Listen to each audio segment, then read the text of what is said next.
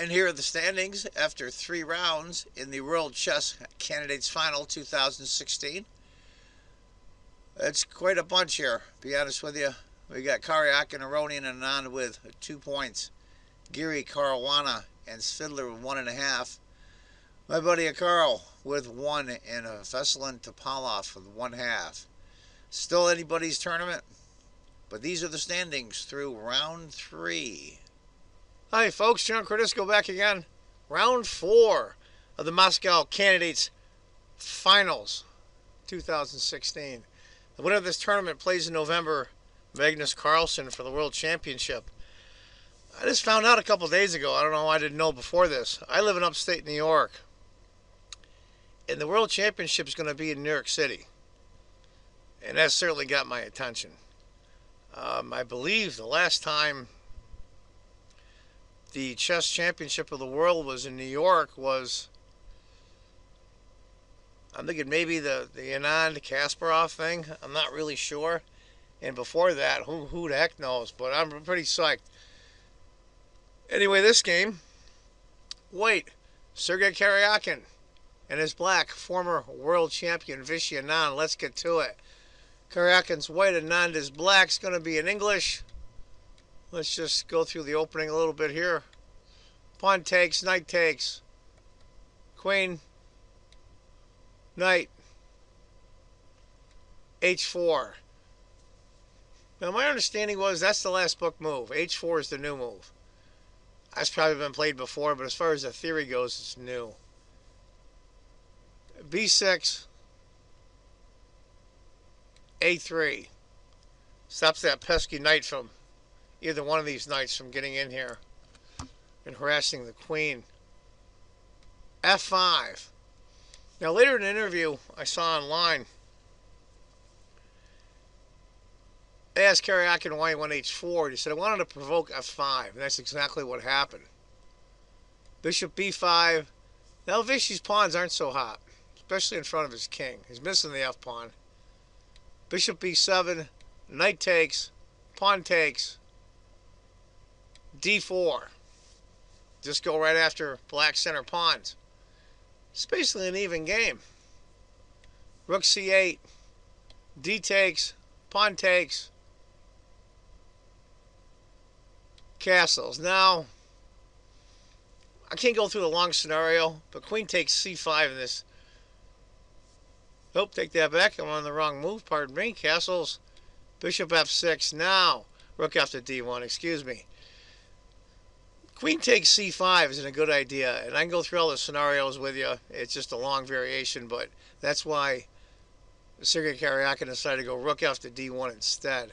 Knight e7. Bishop takes. Rook takes. g3.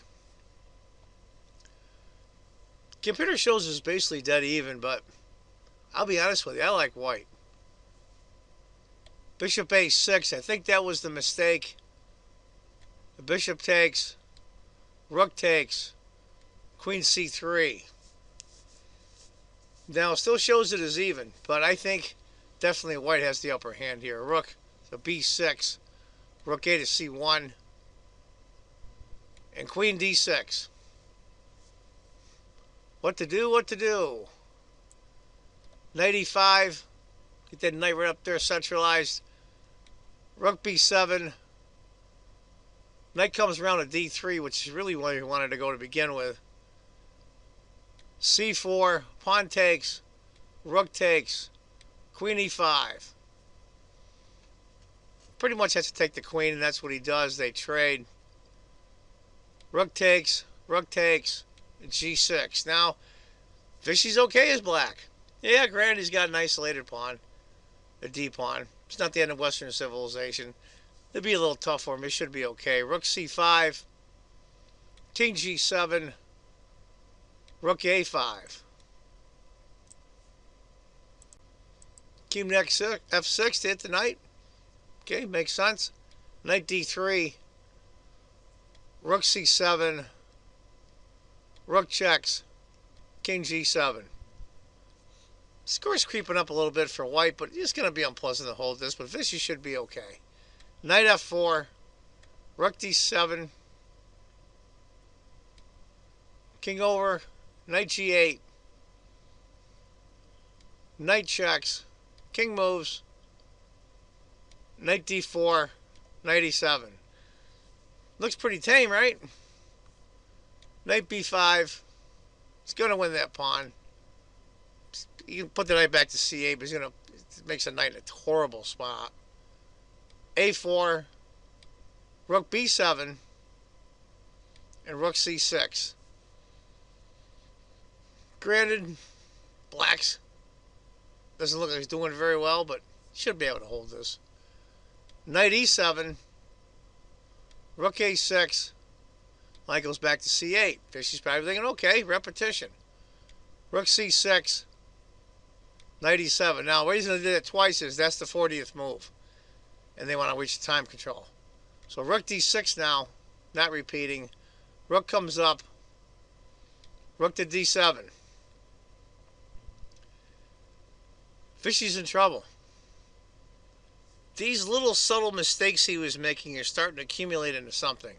It's over 1¼ point advantage now for white. a5, rook a6, h6. He went a6. And it's an almost 2-point advantage. That little tiny subtlety. If you'd gone rook a6 instead, rook takes, knight takes, king e6.